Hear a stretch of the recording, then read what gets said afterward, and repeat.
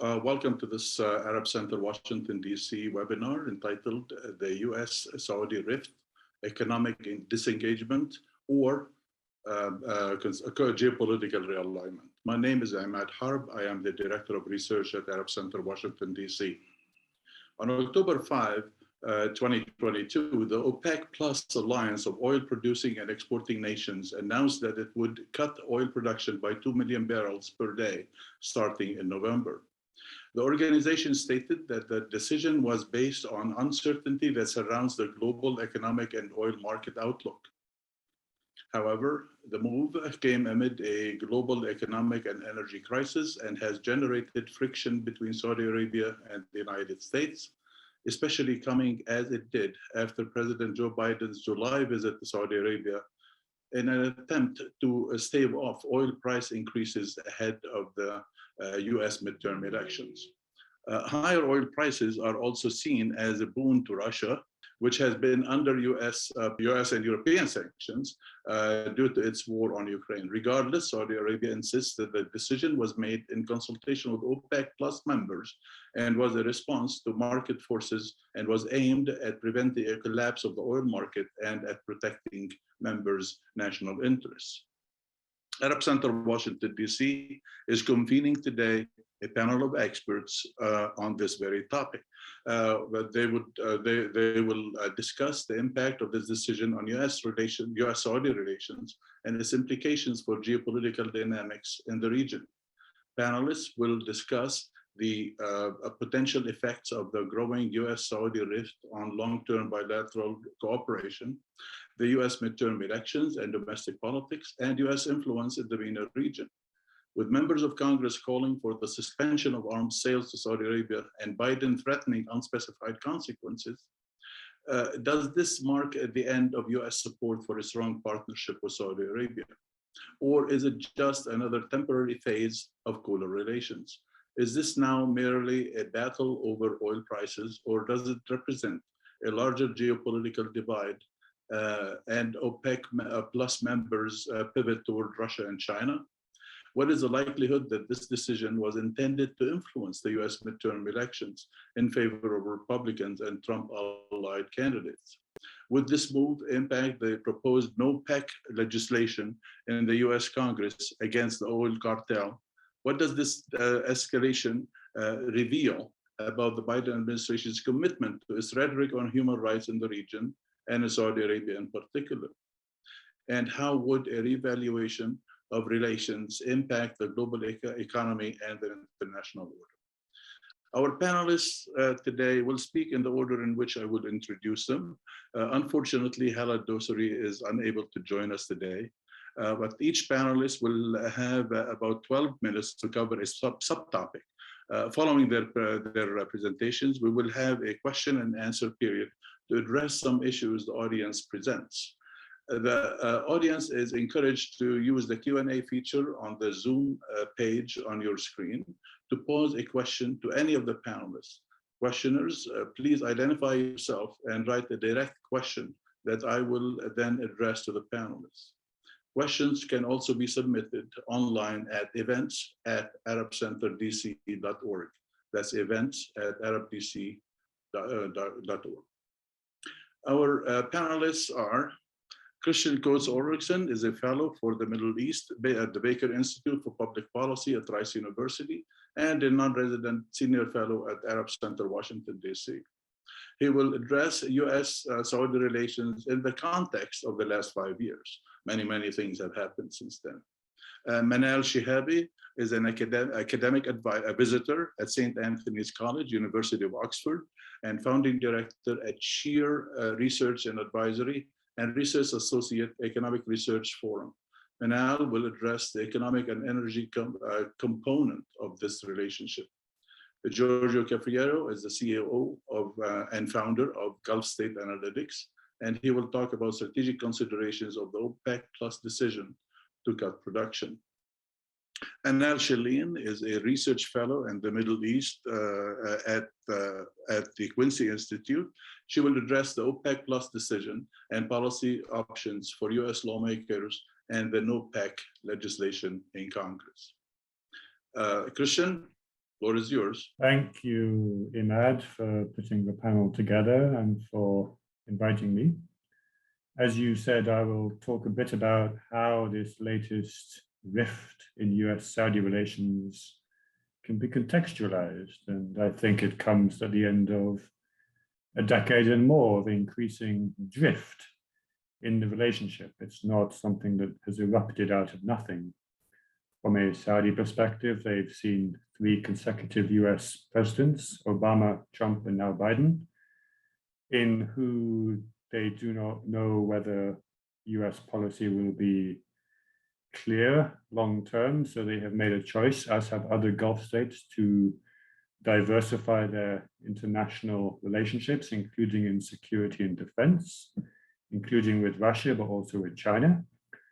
And I think pre-February 2022, it was easier for Gulf states and other partners around the world to balance relationships between states that might, in other terms, be considered adversaries. The Gulf states weren't going to choose between one or the other. What I think has changed since February 2022 is that the balancing act has become more difficult in an age of much more direct and polarizing competition and strategic rivalry. And I think from a US and government and probably a European point of view, the way that US and European governments have approached the war in Ukraine is to see this as really a challenge to order in Europe, and a very much, are you with us or are you against us mode. And of course, in the Gulf, that is not the question that they're asking. So some of these are answering. So some of these issues have become much more apparent. That said, over the last 5 years, we have seen US-Saudi relations in many ways be on a roller coaster. If you remember back to 2017 and to Donald Trump going off to Riyadh and being treated like royalty, and that was a high point. Now we then very quickly saw a series of lower points. I think in 2019, for example, the pattern of attacks on maritime and energy facilities in Saudi Arabia and the UAE following the Trump administration's maximum pressure campaign against Iran. The Gulf states found themselves on the receiving end of Iran's policy of maximum resistance. And in September 2019, we had the attacks on the archaic facility in the Khurais oil field in eastern Saudi Arabia, and we had no obvious Trump administration response. In fact, they did the opposite. Trump himself said this was an attack on Saudi Arabia. It wasn't an attack on the US, thereby drawing a distinction between US and Saudi interests, which I think the Saudis, the Emiratis and other Gulf states have probably assumed were pretty much one and the same, especially when it came to anything to do with Iran or Iran's regional networks. And that moment in September 2019, when the US government failed to respond and actually drew a distinction between their interests and Saudi interests, was, I think, it was one of those moments of shock in Riyadh and in Abu Dhabi that I think it has already caused and will continue to cause reverberations that will be felt for a very long time. I think Saudi and Emirati thinking has really changed as a result. And we're seeing that in full view this year, when initially Mohammed bin Salman seemingly refused to take phone calls from Joe Biden, even though he was taking regular phone calls from Vladimir Putin. We saw that in the way the visit unfolded in July. What I think we're seeing different now is that the relationship, I think, at both ends, at the senior level, is now personalized. It's become tainted by bad personal relations. I think Mohammed bin Salman has never quite forgotten or forgiven Joe Biden for comments he made during the 2019 campaign, especially calling Saudi or vowing to make Saudi Arabia into a pariah. I think Mohammed bin Salman relished the fact that it was Joe Biden who seemingly caved first and went to Saudi Arabia in search of allegedly more oil to put on the market. I think Mohammed bin Salman relished the fact that it seemed that he now had the upper hand in this relationship, and that it was Biden who seemed to be the one giving in. And from a US perspective, I think the Biden administration has now been burnt by the fact that they went to Saudi Arabia thinking and believing they had a series of promises, or at least suggestions that the Saudis would do certain things, including vis-a-vis the oil markets. And of course, the Saudis did the opposite. And I think now we're seeing a situation where both sides feel let down by the other. We're seeing, especially the Saudis, continuing to signal very clearly that they will not follow the US in certain areas, like in Russia with Ukraine. And arguably, this is just boiling down the relationship to its transactional nature. It's perhaps a good thing. The Saudi-US relationship has become so wrapped up in different narratives over decades that perhaps reducing it to its bare bones makes it more obvious for what it is. And I think that that could be something that actually, if there's a purely transactional relationship, which under Donald Trump, I think for the first time, it became clear that it was, then it might be that both sides can approach it with a bit more honesty going forward. So that might be something interesting to watch. Now, of course, I think the Saudis and others in the Gulf will have been watching very closely the midterm elections for any signs of what may happen next. I think it's been very clear the Saudis have at least displayed a preference for perhaps a return of Donald Trump. That may now be less likely after the results on Tuesday. But from a Saudi perspective, I think they're going to make the calculation that they will continue to be the ones, especially with this energy context, it will continue to be the state that countries need to include. You can't simply ignore Mohammed bin Salman like President Biden tried to do. So going forward, I foresee continuing tension in the relationship, perhaps more honesty about what the relationship is and isn't, which might be a good thing. I think all bets are off post-January 2025, just because it's so unclear. But I also think that obviously Mohammed bin Salman is a man of 37 years old. He's looking at this in a long-term perspective. And he's looking at this from what can benefit Saudi Arabia in the 2030s, in the 2040s, in the 2050s. He's taking a time horizon which, by virtue of electoral politics, US and other Western leaders simply don't take. And so again, there, I think we're seeing this unfold. So those, I think, are the main points to begin with. I think it's fascinating to see how the relationship has evolved.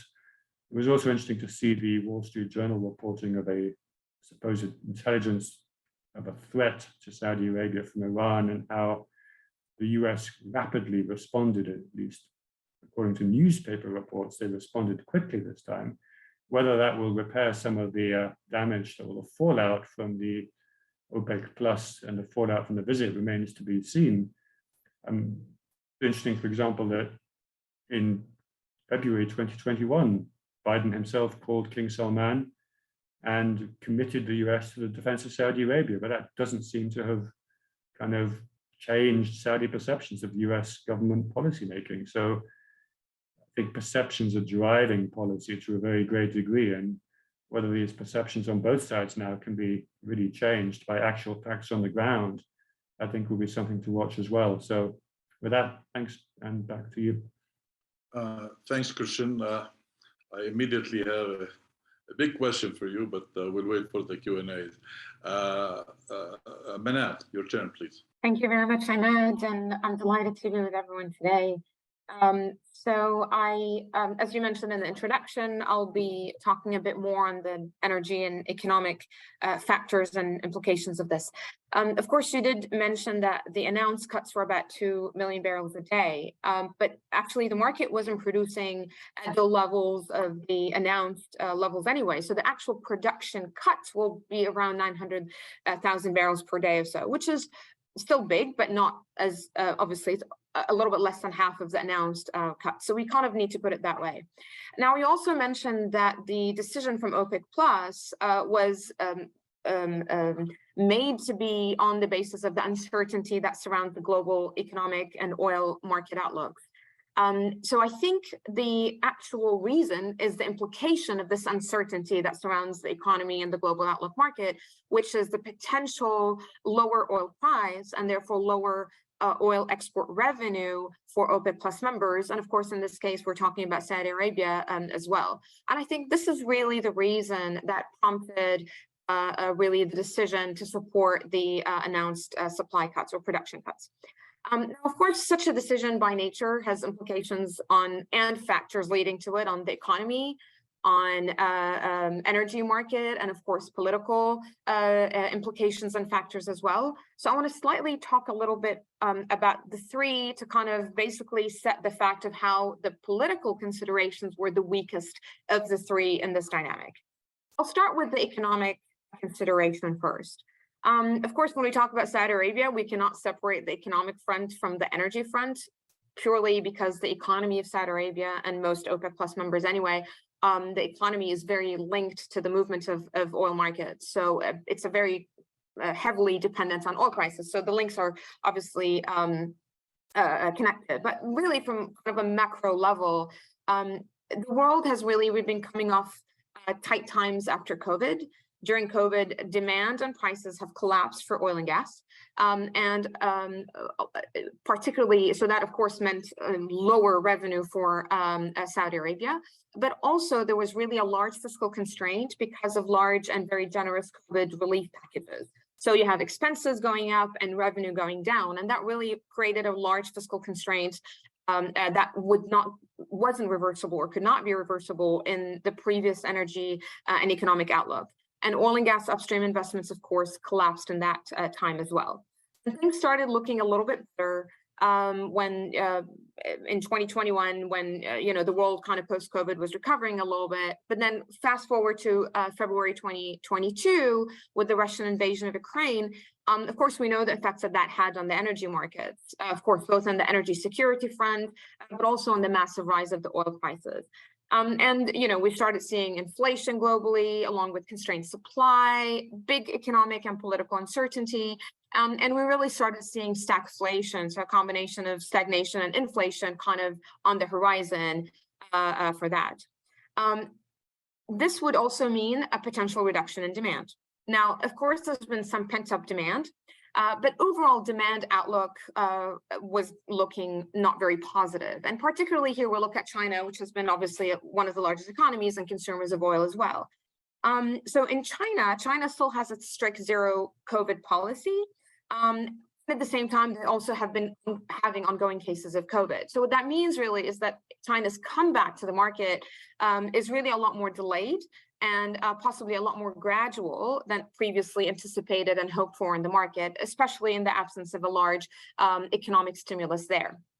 So the overall growth or demand prospects are low, and the global growth prospects economically have also been downgraded. So from that perspective, oil price outlook weren't going really great. And in fact, crude prices fell from around 80 or fell to $80 a barrel from about 120 earlier in July or in June around or so. And all of that was really driven by fears of the market and also prospects of a global recession. So to put all of these factors together, this was really, I think, the prompt for the OPEC plus decision to cut production. If we look at it from Saudi Arabia's perspective, Saudi Arabia needs, from an economic perspective, really high oil prices because it really needs the revenue. I mentioned already when I started the fiscal constraint that was existing post-COVID, but also Saudi Arabia has large public wage bill to support. They also have large mega projects such as NEOM and other projects that are part of its vision for economic diversification.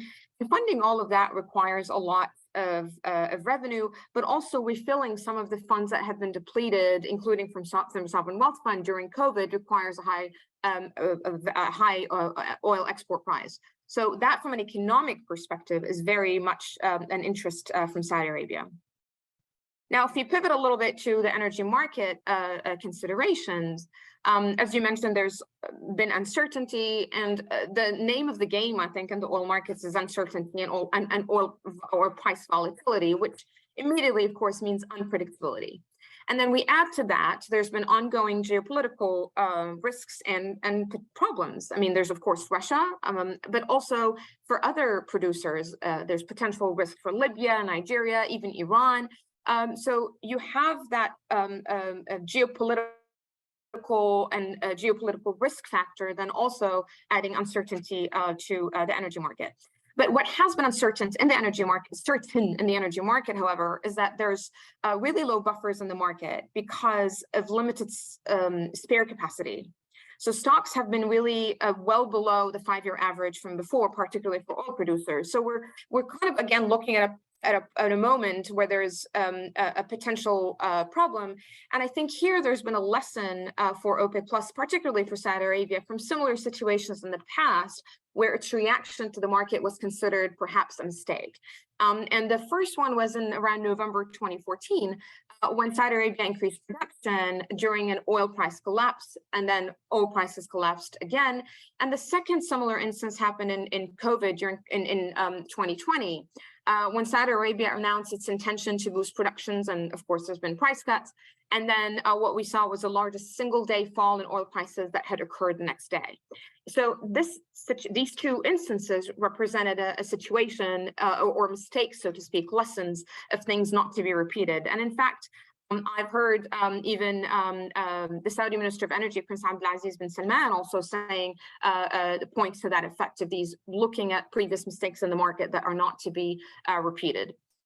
So if you look at these circumstances together, I think for me, it really is that what really was the driver of really for the production cuts is to avoid a potential decline in the oil price, and of course, therefore, the oil export revenue. Now, let me talk a little bit about the implications that had. Now, of course, Saudi and OPEC Plus have always prided themselves of basically holding the market or the balance in the market on various occasions, and I think they will continue to do that. But in the economic front, really the prices in Saudi Arabia, the rise in price or a potential rise in price wasn't going to translate to a rise in price directly of energy in Saudi, because it just doesn't translate directly that way. But globally, I think what we're also looking at potentially the cuts in oil production, which was motivated by trying to avoid a reduction in prices, it may have well actually also made a recession even more inevitable at a global sense. And of course, for Russia, it means more revenue to fund the war. But I think from the Saudis' perspective, that was their intention was really what is the best interest for Saudi from this perspective. Of course, there are political implications and economic implications on the U.S. I think I would expect that the reaction in the US was not necessarily unexpected in Saudi Arabia, but potentially not a priority. And I think that really reflects the cooling down of the relations that Kristian had just kind of explained to us. Because really back in the day, the relation was maybe characterized by, oil for military or oil for weapons and military support, but this really kind of hasn't been the case. And in the past, there's been many instances where Saudi Arabia actually either increased or cut production at the request of the US, but that was in that time under that paradigm. Now the paradigm is different. I think the relationship is really you have increase of energy transition projects. The US shale market has also become bigger. The US is really the largest exporter of oil anyway. So then the dependence or the relevance and importance of the Saudi oil market has for the US has also kind of gone down. And I would, in addition to what Kristian said, I would say I think the relations between the US and Saudi had changed even maybe before the Trump inaction against the attack on the oil facilities. It really more from the Obama administration time, I think, when there's been a pivoting away from the Middle East and towards Asia. So the Saudi Arabia and its neighboring Gulf countries were in a position feeling that they're almost left alone. And then, of course, came the Trump administration, Trump appearing to be a friend of the US, but then of Saudi Arabia, but then also not acting to support the US, as Kristian mentioned, when there was an attack on their on the oil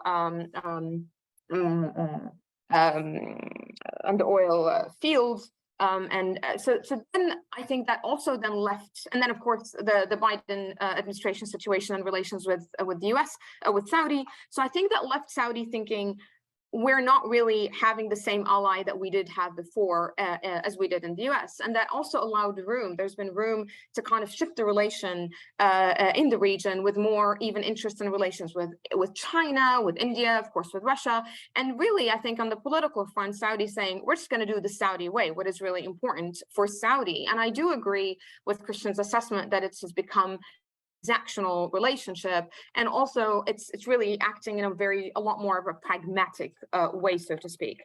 Now, of course, there was implications on the U.S. political and energy market front. I don't think the elections were really, no one was sitting there and thinking, all right, how can we influence the elections? I think the election timing was unfortunate. And I do think that even though this decision was not merely or purely, primarily a political decision, it does reflect the nature of the political drift between the U.S. and Saudi Arabia. So now in kind of ending my remarks, I want to look kind of a bit forward and say, well, what does this then mean for the Saudi-US relations, which this panel is convening around? Well, I do not think that this will mean an ongoing or a future collapse in the relation between the two countries. I think both countries need each other. The relations between them have gone, for decades, and also they both have interests in the region that are common. And perhaps maybe the nature, as I mentioned, that old paradigm where it was more weapons for oil, that paradigm is changing. And I think there's now room to try to see how then do you kind of redefine, so to speak, the relationship between the two countries. There's also going to be a lot of other opportunities, whether it's commercial, whether it's in investments, whether it's in technology. I'll give an example. I attended the Future Investments Initiative in October, which is Davos in the desert, in which Saudi Arabia tries to also get a lot of investors globally to a lot of the projects that it has domestically. And the U.S. presence was very strong and very visible. And these there's a lot of interest from investors also in the U.S. in the Saudi market, as well as in other Gulf markets as well. So I don't think that that's going to mean that the relation is going to be completely cut between the two nations, but it might need a redefining of that. And also kind of reconsidering, maybe I think from the Saudi perspective, my feeling, having spoken to a lot of Saudis as well, and kind of looked very closely at the energy market there, is their feeling towards the U.S. as the U.S. having its cake and wanting to eat it too. So perhaps a redefining of that relationship in the future. But will it mean a complete collapse? I don't think so at all. And on that, I'll pass back over to Imad. Thank you, Manal. Giorgio, your turn. Well, thank you so much. I want to begin by thanking the Arab Center for putting this together, and it's really an honor to be with all of you today. I am going to discuss some of the geopolitical shifts on the international stage and the changes in Saudi-Russian relations that can help us better understand how some of these tensions between Washington and Riyadh are playing out. It is pretty remarkable how the Saudi-Russian relationship has changed so much in recent years. When you consider that it was, just during the Cold War when Riyadh and Moscow were basically on hostile terms, and then after the Soviet Union collapsed and we were in the period in the 1990s, Russia was really not a very important actor in the Middle East and was not too central to many of Saudi Arabia's foreign policy decisions. Obviously, the situation is very different right now. I think it's important to realize how much the Russian intervention in Syria beginning in the fall of 2015 did to change perceptions of Russia as a power broker in the Arab region and as somewhat of a pillar of a new security architecture in the Middle East. The Russians were very capable of taking advantage of the growing distrust that the Saudis had on the part of the United States. So far today, we've discussed some of the developments in US-Saudi relations under Trump and Obama that contributed to this decreased confidence that the Saudis have in the United States. I think we could go back even maybe to the Bill Clinton years, and the Saudis had some big problems with how that administration was going about the so-called peace process between the Israelis and the Palestinians. And then under Bush, there was the disastrous invasion of Iraq, and then all the developments in the Obama, Trump, and Biden years that we've discussed. This has left the Saudis feeling very nervous about relying on the United States so much as a security guarantor. Moscow has been able to exploit these dynamics very effectively. And at this stage, as the Saudis want to assert a lot more autonomy from Washington, their relationship with Moscow is quite important. The Saudis are preparing for a more multipolar world in which the world is much less Western-centric. And within this context, Russia, along with China and India, matter very significantly to Riyadh and its assessments of the position that the kingdom has in a rapidly evolving international environment. So when we come to the overt Russian invasion of Ukraine on February 24, from the Western government's perspective, this was a definitive moment in global affairs. This was a time where countries had to pick between, democratic countries and authoritarian countries. This conflict is very much framed by Western policymakers as a black and white conflict. The Western policymakers don't take it too well when countries try to hedge between the US and Russia. In Saudi Arabia and pretty much all other Arab countries, however, there is a rejection of this very black and white thinking. With the exception of Syria, there has not been a single Arab government that has been outright supportive of Russia's rogue conduct in Ukraine. But at the same time, the Saudis and other Arab statesmen don't think that anything which has happened in Ukraine since February 24 is a reason to burn bridges with Moscow. Again, the Saudis are preparing for a much more multipolar world in which Russia is a pole in this future order, and they don't think it's in their interest to cut off relations with Putin's government because of the situation in Ukraine. We should also note that there are some real ideational synergies between Riyadh and Moscow that factor into the so-called Saudi pivot toward Russia. Saudi Arabia and Russia, I believe, at the heart of it, these are authoritarian, conservative, and counter-revolutionary states which have similar views on, obviously the Arab Spring revolutions that took place a decade ago, also the so-called color revolutions in countries bordering Russia. They have very similar outlooks towards sort of revolutionary activism. And even though the Saudis were supportive of rebel groups fighting to overthrow the Syrian government, and Moscow and Riyadh were on different sides in the Syrian crisis, the way the Russians were willing to intervene in Syria in itself was something that sat quite well with the Saudis.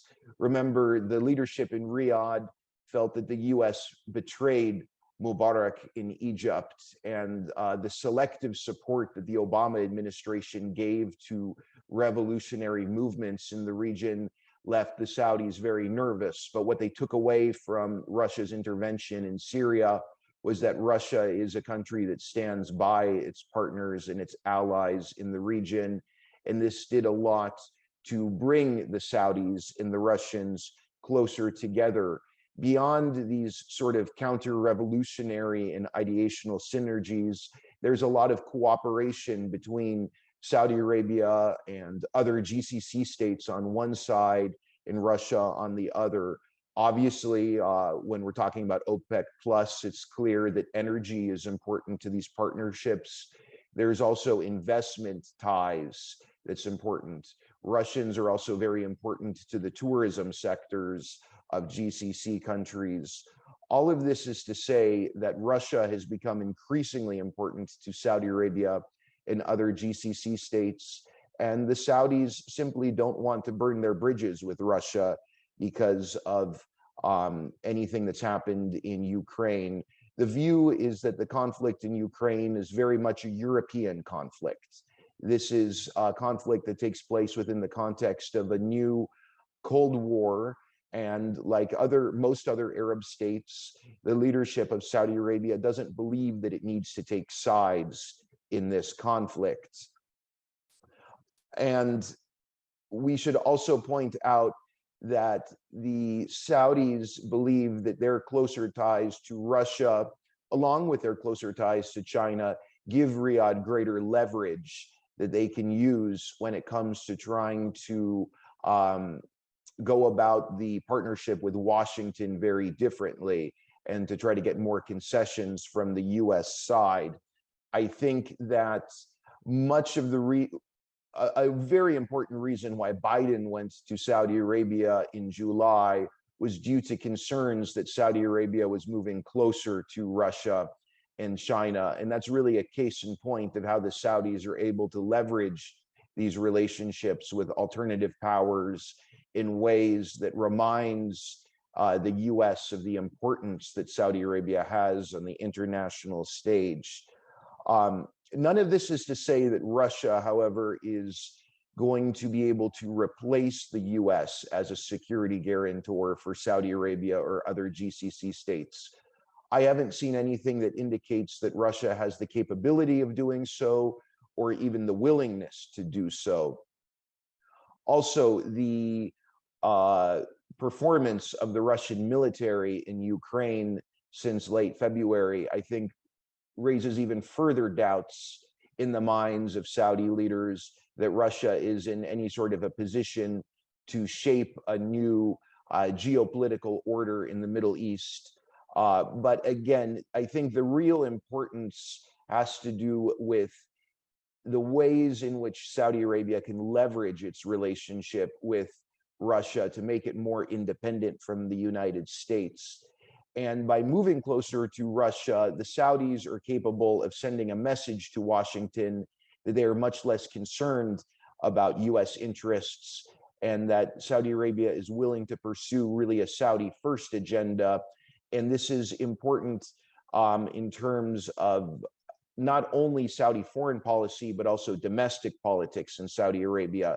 This more approach based on Saudi nationalism rather than Islamic legitimacy is important to how the youth in Saudi Arabia look at the leadership in their country.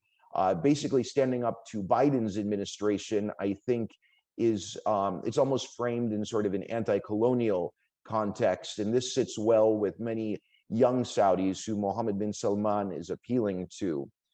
So now that I've spoken a little bit about what Russia means to Saudi Arabia and how Riyadh is trying to leverage its relationship with Moscow to strengthen the kingdom's geopolitical position, I would want to maybe point out some things that we're going to have to look at when it comes to Saudi-Russian relations and what could be problematic for this partnership. I will point to two things. One is the possibility of Russia using nuclear weapons in Ukraine. I think that could be a game changer. And I think that could be something that results in Saudi Arabia maybe moving closer to the West and choosing to align with Western efforts aimed at isolating Russia. That's obviously an extreme scenario, but it has to be kept in mind. And lastly, I'll point to the partnership, maybe some would even call it an alliance at this point, between Iran and Russia. The Iranian drones being used in Ukraine point to the extent to which Russia and Iran have partnered very closely. I think that makes the Saudi leadership nervous, and Russia will have to navigate these tensions in the Gulf, especially if the diplomatic thaw between Riyadh and Tehran sort of dies down and tensions heat up between the Saudis and the Iranians, the Russians will have to navigate this rivalry carefully. And I think if Russia and Iran continue to move closer together, that could serve to bring Saudi a little bit more back to a Western geopolitical orbits away from Russia. So I'll end right there and pass the floor back to you. So hard to follow such a great panel of my fellow speakers. I'll try to add what I can and also perhaps start to address a couple of the questions that have come up, just being aware of time. In particular, wanted to highlight some of what Giorgio was saying about the multipolarity of the current global system, that things were different when the US was kind of the only game in town, and countries like Saudi Arabia had really no other options than to sort of align themselves with the United States and to undertake policies, for example, I believe in 1979, in 2014, and 2018, where the Saudis did respond to US requests to release more oil prior to an election. I think Biden hoped and assumed that perhaps they'd be willing to do that again this time, and instead he got the opposite. And I do think this is primarily indicative of this newly multipolar system that American policymakers are going to have to get used to. I think, America's foreign policy class is quite accustomed to being able to assume that other countries will go along with US preferences, and it is going to take some adjusting to understand how America is going to have to embrace diplomacy, understand that other countries are not always going to follow their preferences in the way that Americans are perhaps accustomed to other countries doing. And I think the sooner American foreign policymakers figure that out, the less likelihood for conflict we're likely to have. That's all a preamble, because I'm supposed to be talking about this legislative response that we heard from Congress. I also did, because we don't have Hala Al-Dosari with us, who is going to talk about some of the human rights angle, I will mention some of that briefly as well, so it's not absent from the discussion. But just very quickly, we did see a very strident response from Congress following this announcement of the OPEC Plus production cuts, although as Manal said, they are not in fact 2 million barrels per day, but that was the announcement. So in particular, we saw a proposal or legislation proposed that would remove all US troops from both Saudi Arabia and the UAE. We also saw Senate Foreign Relations Committee Chair Menendez call for a freeze on all military cooperation with Saudi Arabia while these production cuts were in place. I think what's interesting here is that this was kind of a tempest in a teacup to a certain extent, because in reality, none of these potential legislative vehicles would have been able to get past a filibuster. They would not have had the support in Congress. They would not have been able to get past the 60 vote threshold necessary to even get to the president's desk. And then in that case, it's not clear that Biden wouldn't have simply vetoed something like this. We have seen presidents in the past veto efforts by Congress to try to shift or otherwise alter the nature of the US-Saudi relationship. One interesting component or interesting legislative vehicle that would not require a filibuster-proof majority would be a Yemen War Powers Resolution. This was something that had gained a lot of attention during the Trump years, when we saw the US really providing very significant support to the Saudi bombardment of Yemen, of Houthi-controlled areas in Yemen. We saw Congress for the first time pass a War Powers Resolution reasserting congressional constitutional war-making authority. This was then vetoed by Trump, and so it did not succeed. But there has been an effort, which I have been involved in trying to again pass a War Powers Resolution. I think that there's not quite as much momentum behind that now. This was partly just a response to Trump and Democratic lawmakers trying to do whatever they could, especially in the wake of the gruesome murder of Jamal Khashoggi. There was a lot of energy there to impose some kind of consequence on the Saudis, which I think was really crucial and why we did see this measure succeed in Congress, although it was, again, ultimately vetoed. So at present, there's, in terms of this question about human rights and whether we're going to see kind of a similar level of response as we did after Khashoggi, I think already we've seen a lot of the volume go back down in terms of these calls for accountability, or, you know, yelling about we have to change the nature of the US-Saudi relationship, we have to impose some kind of accountability here.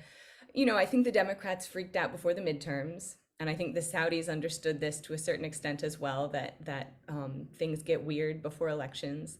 And subsequently, we have seen statements from the White House sort of walking back some of that initially very angry response, you know, Biden saying things like, we're going to impose consequences. Since then, we've had some senior White House officials coming out and saying, well, this is a very important relationship.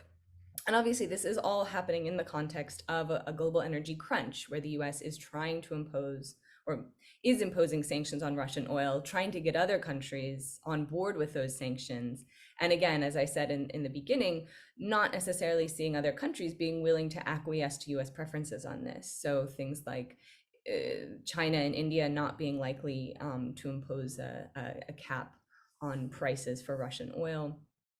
Simply because the US doesn't hold the sway it once did as sort of this unipolar military hegemon. There was a question that had come up in from an audience member about why aren't we talking more about the Saudis selling off US Treasury bonds, which is something that the Saudis themselves had brought up. They mentioned very clearly certain things that if the US were to take action against Saudi Arabia, or specifically they mentioned sanction Saudi Arabia, there are things the Saudis could do. They could price oil in Chinese yuan instead of dollars, which would significantly alter sort of the primacy of the US dollar, the extent to which other countries conduct international trade in dollars. Another option would be to sell the large, Saudi Arabia has a not insignificant amount of US Treasury bonds, although it is important to keep it in perspective. The Saudis aren't even in the top 10 in terms of the countries that hold the US national debt. I believe Japan is number 1, and after that you have various other countries, but the Saudis, although they do hold a significant amount of debt, it wouldn't be comparable to another country that holds a significantly larger amount of US debt, but it would certainly have an impact. There's always, in terms of thinking about the US-Saudi relationship, you often hear, well, who's really dependent on who here? The Saudis remain quite dependent on the United States. The Saudi defense sector and just military remains primarily made up of American-made materiel, and the Saudi military operates with the support and partnership of both US military contractors, as well as a very strong ongoing relationship between both active duty members of the US military, as well as retired military officials. We did see that big expose come out about these very lucrative contracts of retired members of the US military working for Saudi Arabia, for the UAE, for other countries. And this raised questions about, could this have an impact on their decision making while they are in active service, if they're hoping to procure a lucrative contract after they retire? Perhaps they would like to maintain a really strong US-Saudi military relationship, for example, in the case of Saudi Arabia. Another crucial factor here is the power of the US defense sector, which spends millions of dollars lobbying Congress.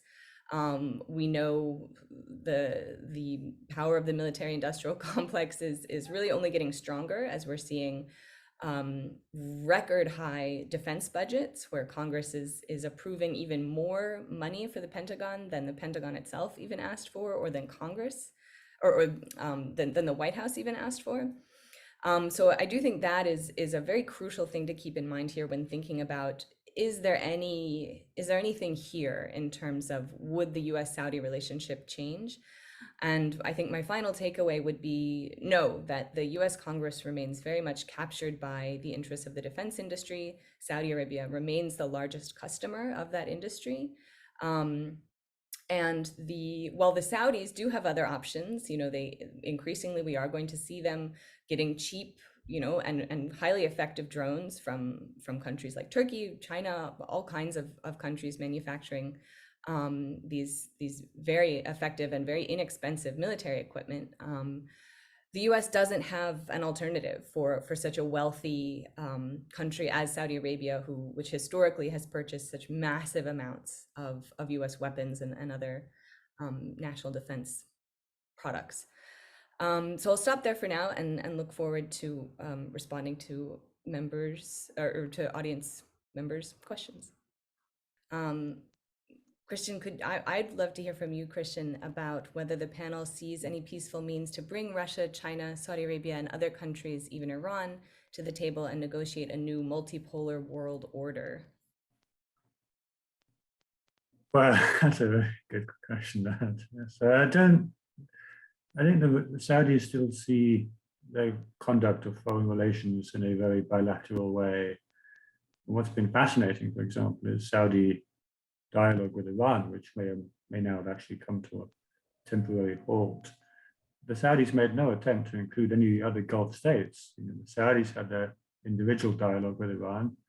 The UAE had a separate dialogue with Iran. The Kuwaitis and Qataris and Omanis have their own relationships with Iran. So we're still seeing, I think, a collective action problem where the Gulf countries are still using bilateral means, perhaps because they also know that if they act bilaterally, they do often hold more of the cards.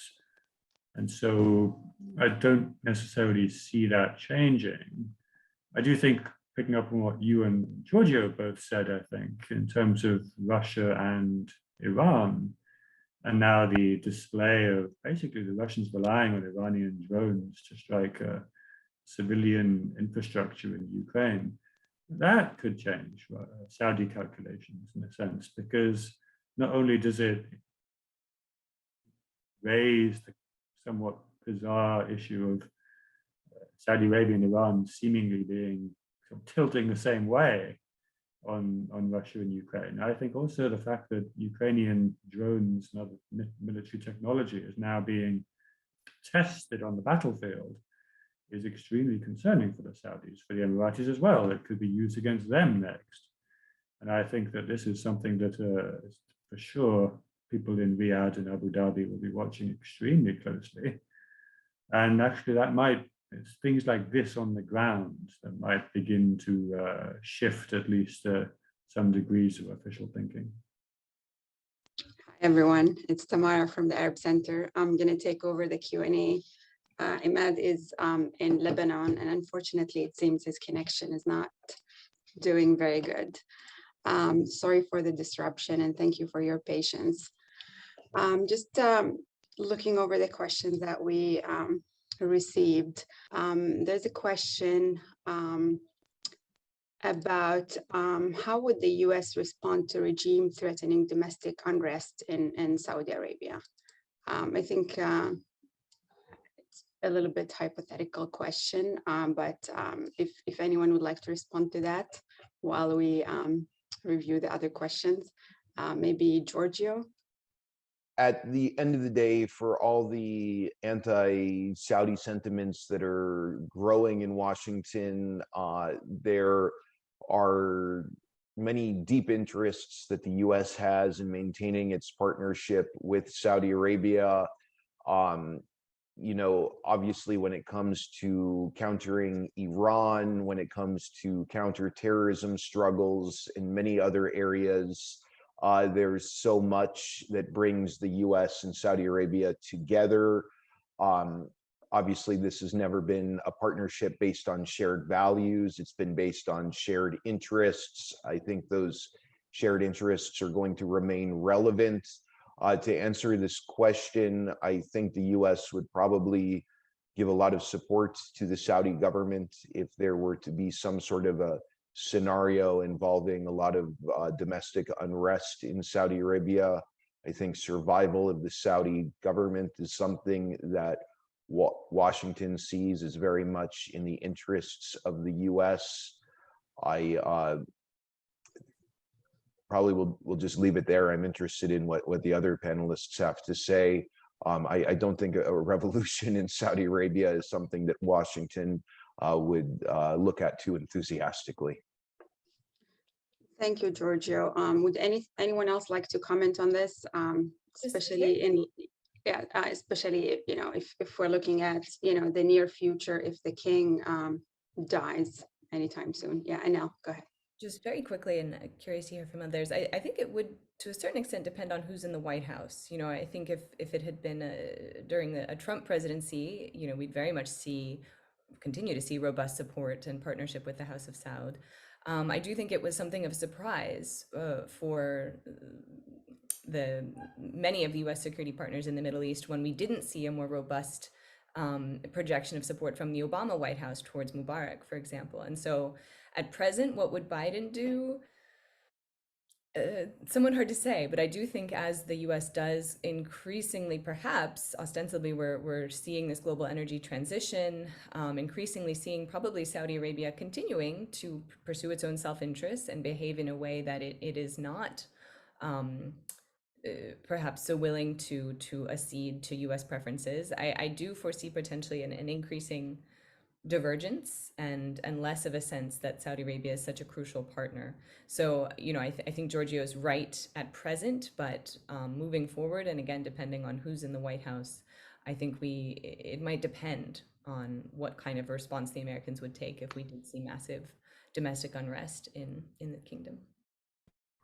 Mara, if I could add to that, it also will depend on what the perceived implications that any unrest in Saudi Arabia will have on the region. So to the effect that could, for example, give rise to, you know, more strength from Iran, then the interest will be, no, we need to protect the Saudis and the regime. So I think there's more nuances also, not just beyond the direct relation of the US and Saudi Arabia, but also what an implication of that of unrest domestically could mean for the region. But I do believe that ultimately, even with the changes of whoever will be in office, that it is still in the larger interest that there will be some stability in the region, but also stability in Saudi Arabia from a US perspective.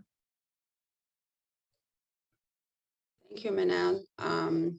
Maybe I'll address the next question to Kristian, and if you want to comment on the previous question, you may do that as well. A question from William Gant. Does Riyadh not realize that they desperately need American weapon systems to defend against Iran, or in general, I would add, especially after the underperformance of Russian weapons in Ukraine? I think somebody mentioned, you know, Saudi turning to other countries for weapons, maybe Annelle. Kristian, would you like to elaborate and add to that?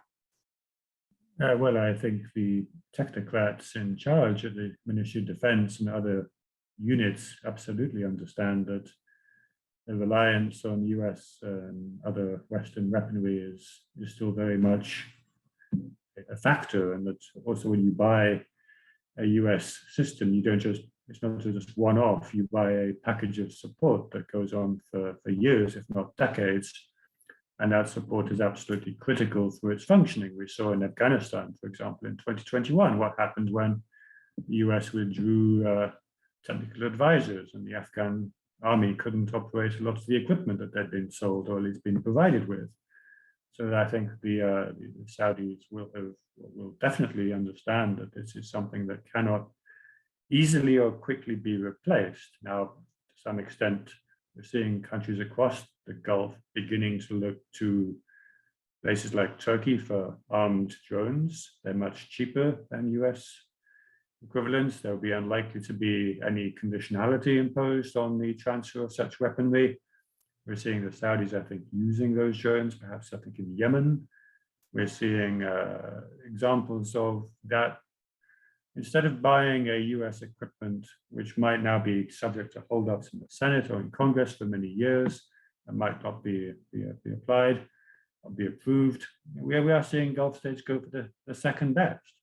But of course, going for the second best, while better than nothing in their perspective, isn't going to replace the sort of the US level of long-term relationships. And so I don't see that necessarily changing anytime soon.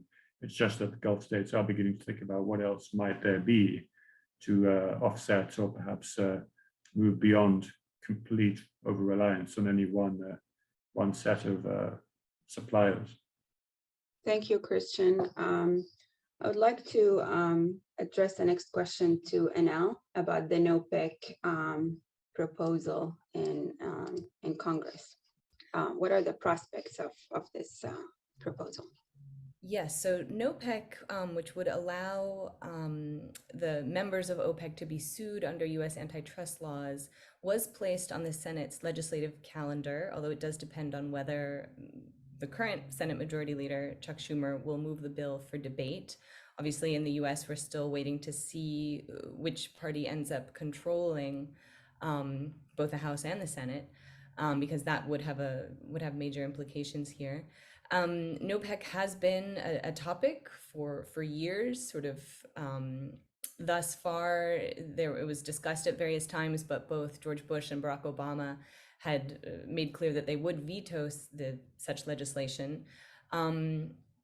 It's not entirely clear if Biden would. I do think he was fairly annoyed, honestly, about the fact that he had initially planned to hold Saudi Arabia accountable, or to hold MBS accountable for human rights violations. Ultimately, his advisors did prevail upon him to go to Jeddah to do the fist bump with MBS. And then the fact that we did see these announced production cuts, I think Biden took somewhat personally. At the same time, I at this point, I don't think that we're likely to actually see the Senate bring NOPEC to the floor. I think that there's enough concern there, and a general unwillingness to sort of really shake the foundations of this relationship. Although again, it will remain something, as it has for previous years, something that's kind of a card that the United States could potentially play.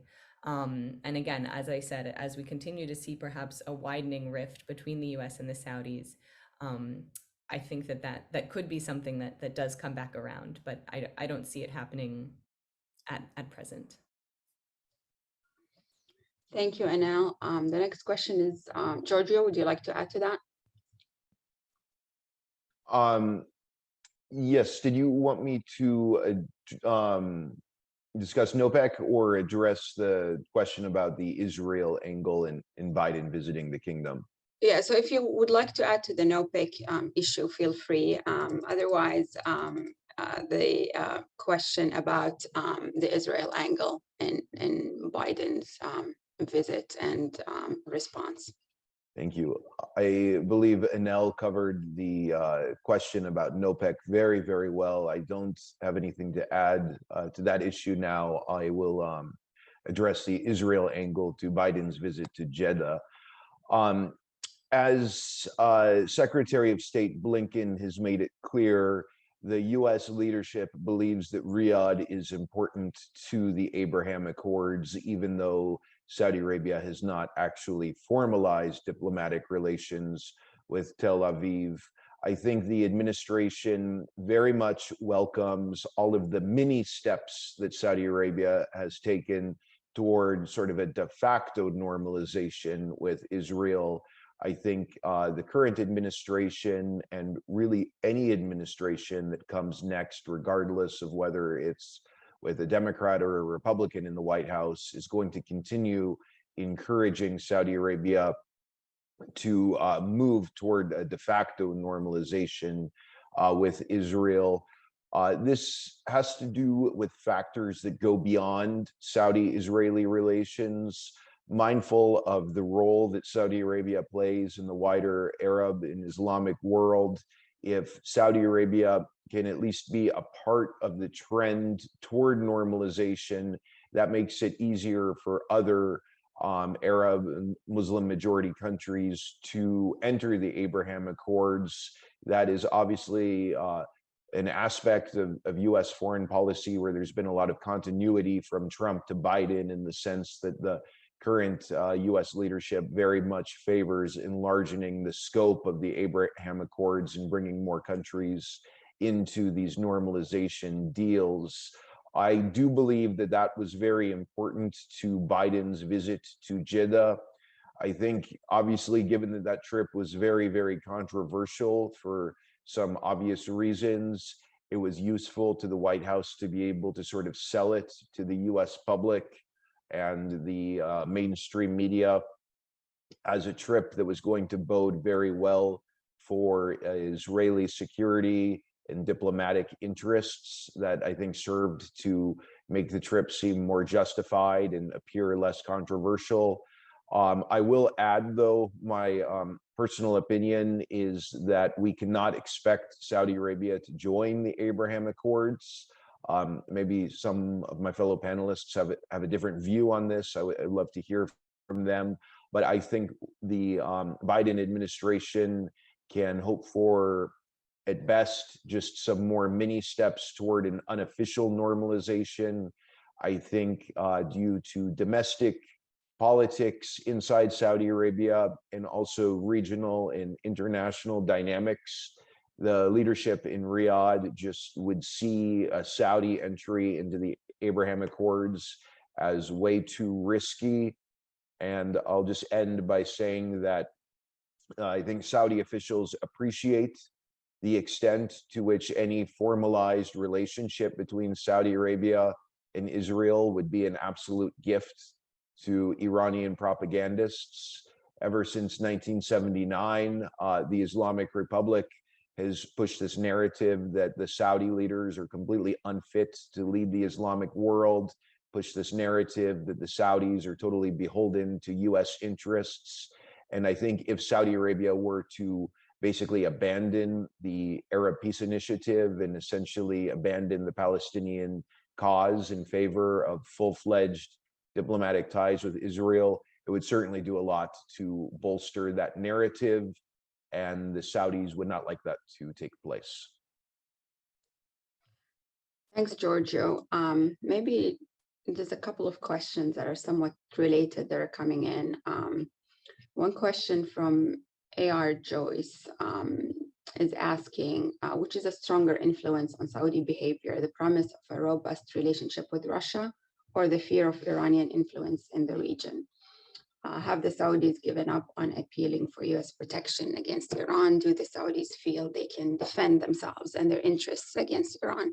Or have tensions with Iran ratcheted down on Saudi Arabia and Iran, as Saudi Arabia and Iran deepen relations with Russia? And maybe I'll add another question here so we can answer all at once. A question from Patrick Theros. He would like to hear about US perceptions of the kingdom, political, reputational, and economic, and suggesting that we may be overly analyzing MBS and Saudi Arabia. Maybe we can start with you, Giorgio, just to follow up on your previous answer, and then we move on to Kristian and the rest of the panels. Thank you.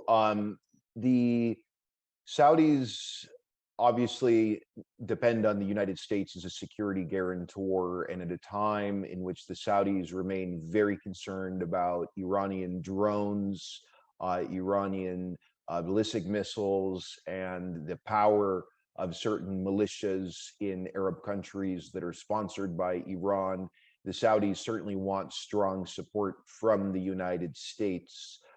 For all the tensions in the relationship between Washington and Riyadh, the kingdom definitely does not want to burn its bridges with the United States. While they certainly want to deepen their economic ties with China, maintain a robust energy partnership with Russia, at the same time, they want to continue this very, very close security relationship with the United States. The leadership in Riyadh, of course, understands that at the end of the day, China and Russia, I'm not calling them allies of Iran, but they're pretty Iran-friendly countries, and they're not going to be so automatically willing to support Saudi Arabia and other GCC states against Iran.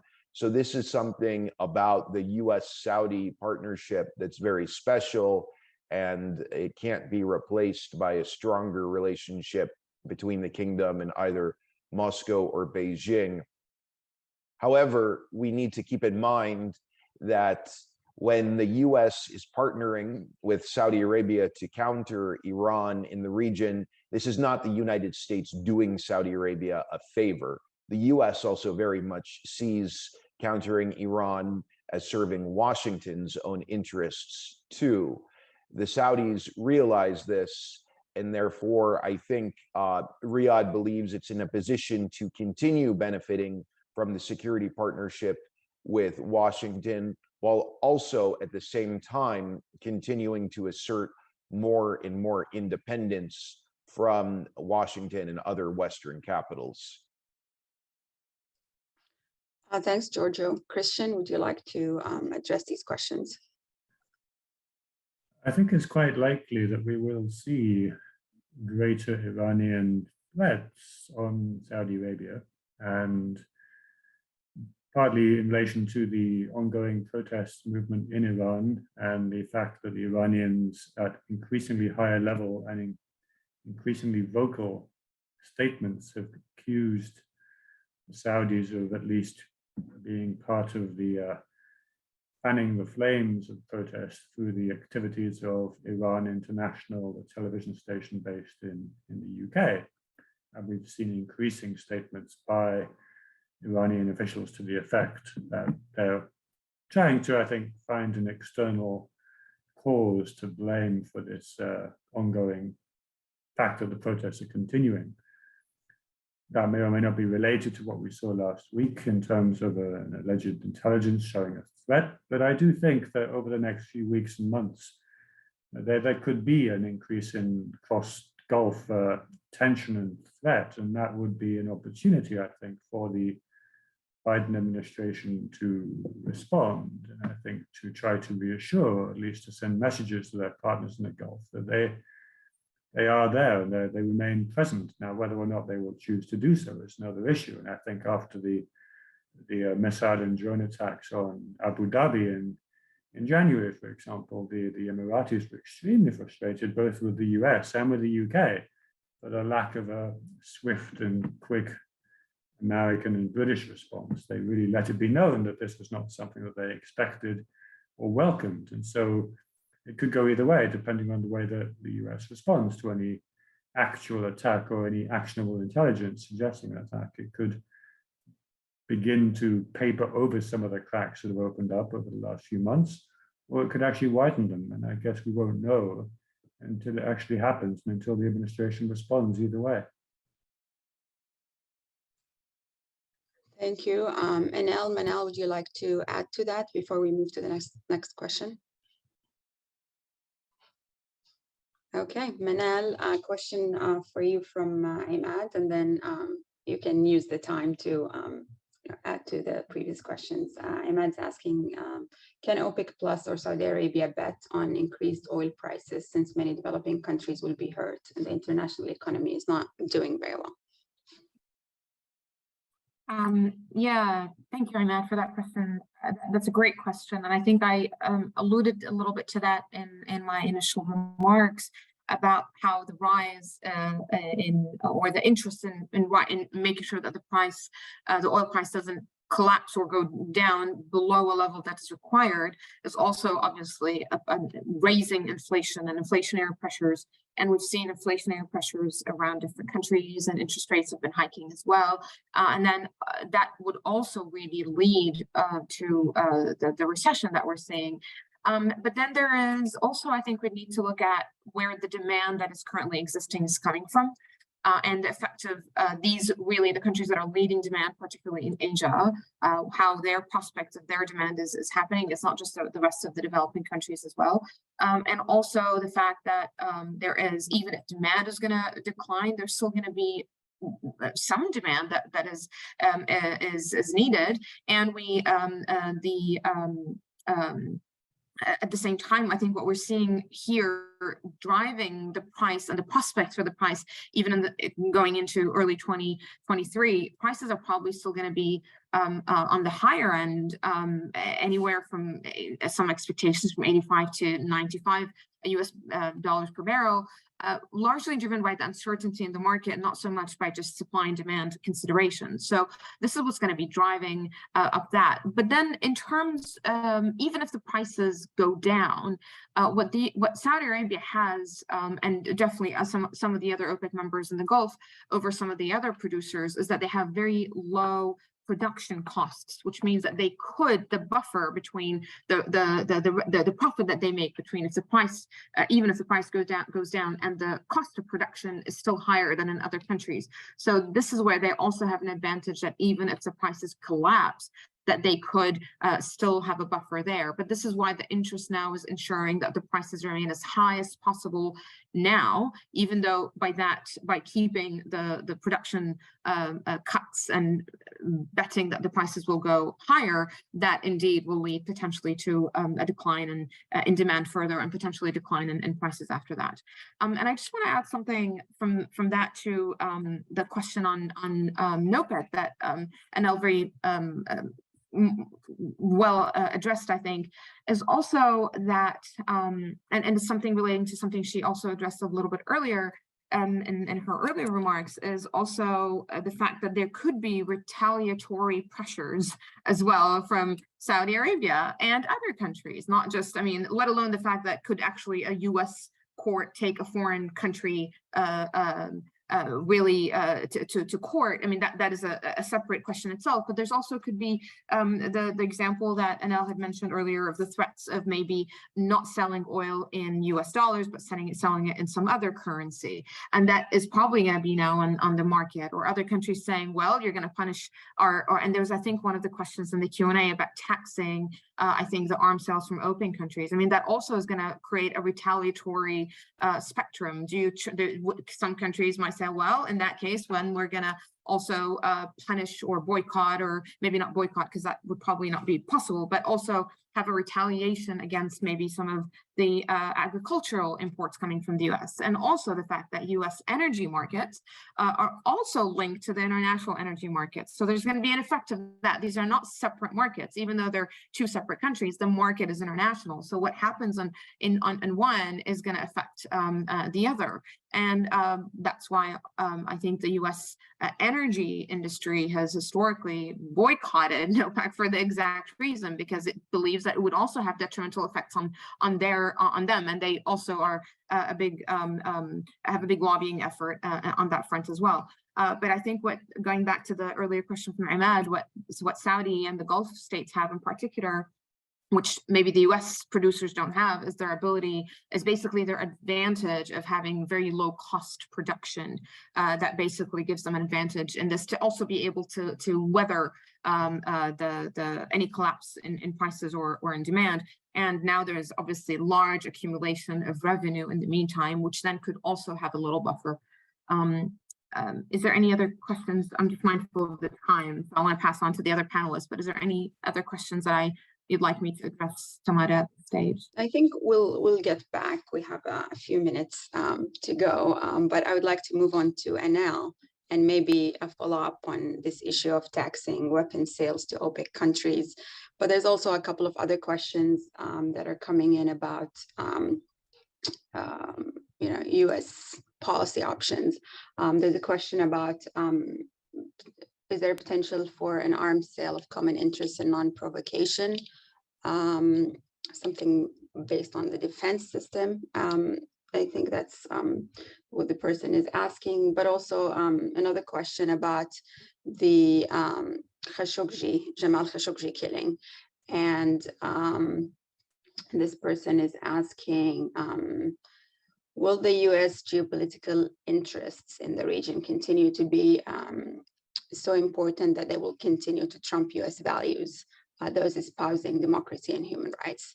And I think I might add to that, just if you would assess the Biden administration's response to the CIA investigation results about the killing of Jamal Khashoggi, and the Biden administration's response to the OPEC Plus production cuts.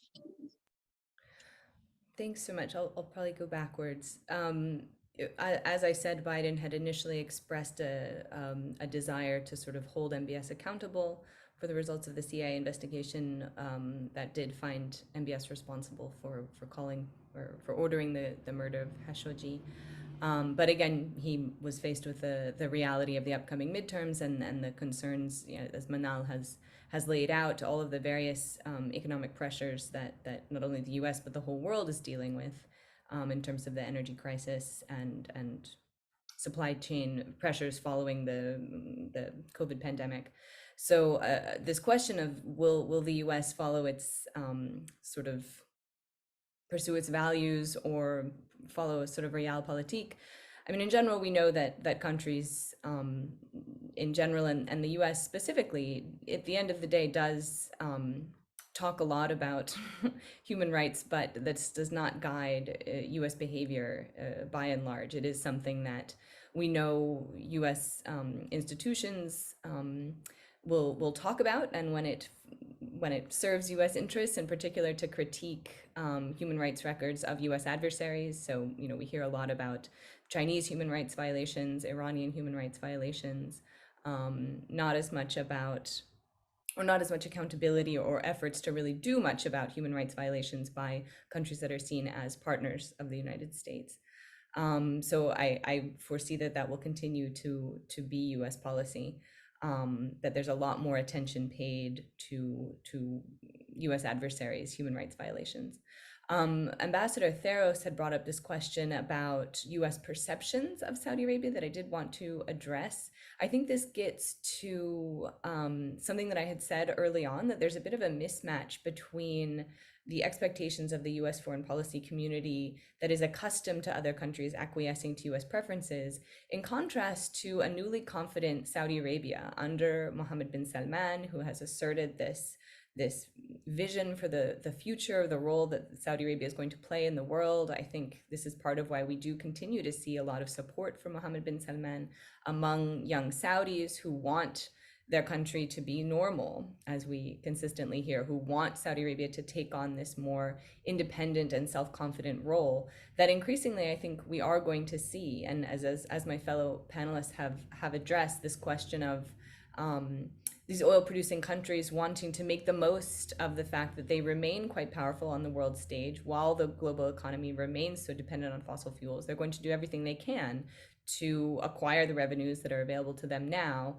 prior to this possible transition. I mean, obviously COP27 is happening at the moment. We are seeing increasingly perhaps sort of bilateral deals on trying to search for less carbon intensive sources of energy. And personally, my hope is that we will continue to see momentum building around this energy transition, but countries like Saudi Arabia know this, and they are going to try to maximize their influence while they can, which is a perfectly rational position for them to take. But again, to the ambassador's question, I do think that Americans haven't realized perhaps the extent to which the Saudis do see themselves differently now, and are no longer willing to sort of act as a vassal state perhaps to the US, that the Saudis and MBS do see a lot of other alternatives for them. And I think Giorgio's point about the way that not only Russia and Saudi Arabia see themselves or have perhaps a somewhat similar worldview, in terms of both being major oil producers, conservative regimes, but also China. I think increasingly we're likely to see more synergies between Russia, China, Saudi Arabia, in terms of, we're not going to hear them talking as much about human rights. They aren't going to lecture Saudi Arabia about human rights the way the US likes to.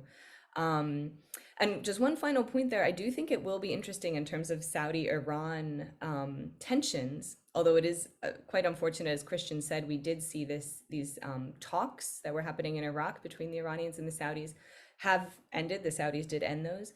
But increasingly, as we see the Saudis turning to China, the Saudis partnering perhaps with Russia, neither China nor Russia is going to end their relationship with Iran. They aren't going to perhaps provide the same level of a security guarantee to the Saudis that the US has historically done. So in some ways, I do think if the region is able to weather this very bumpy energy transition, which is likely to exacerbate tensions, unfortunately. But if we're able to get through that bumpy period, I do think that perhaps a less US-centric Middle East, one where the Russians and the Chinese do have greater influence, we might actually see less tensions between Iran and Saudi Arabia, in part because I do think some of those tensions have been inflated by the extent to which the US has been willing to sort of prop up the Saudis against the Iranians, and the Iranians have responded to this perceived threat. Thank you, Annelle. The last couple of minutes that we have, I would like to give the other panelists a chance to provide their concluding remarks. Perhaps just looking forward, what do you expect to see in the near future in the US-Saudi relationship? And we'll start with the same order that we had in the beginning. Kristian? I think we'll continue to see Mohammed bin Salman acting with his vision for Saudi Arabia, Vision 2030, which requires high oil revenues, which allegedly was a part of the decision-making to, as Manal said, cut production to at least impose a floor on which prices may not have dropped. I think Mohammed bin Salman, as we get closer to 2030, will increasingly focus on that. And where that leaves the US relationship, I think, is anyone's guess, because he will act in a way that puts his interests first. And those interests have been very clearly laid out and have really been sort of put forward in an increasingly assertive and even in some ways aggressive way. So that's how I think it will play out. Manal? Thank you for that. I think we also need to not forget, because I don't think it was mentioned, that also part of the dynamics that are also influencing the Saudi policy is also the requests and the demands of the domestic population. You know, we have a very young population that requires a lot of jobs, more than 60, I think 60% are under 30. So there's a lot of these dynamics that are also playing in the policy making in Saudi Arabia, which also emphasizes the need for the prices to not drop below a particular floor. But I do still think that the U.S. remains, as we kind of have also heard from the panelists, the U.S. remains important to Saudi Arabia, but as does Saudi Arabia remains also important to the U.S. So there would be, I think, some sort of a shifting in the dynamics, but the dynamics would still, I think the U.S. would not, there would not be necessarily a break in the relations,